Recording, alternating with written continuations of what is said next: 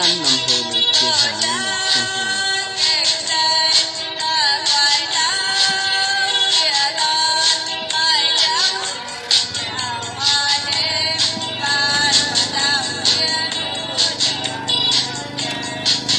được can nằm thì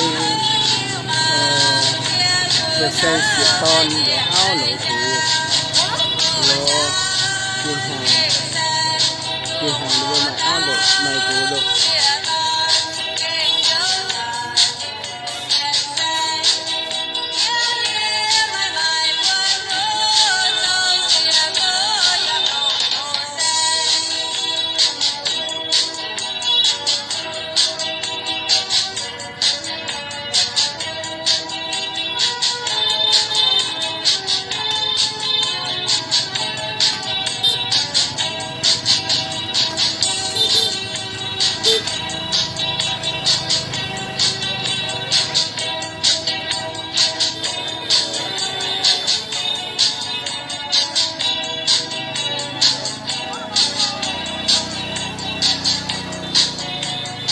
nampak thế này tùng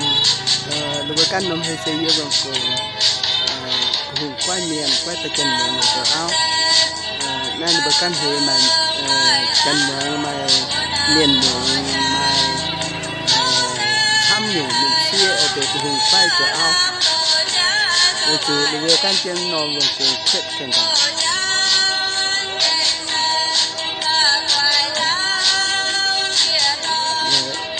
tàu điện tàu du này con rồi như vụ chàng nên lỗ vụ chàng lỗ hồ xây chàng nên sẽ có chàng nó từ vùng chàng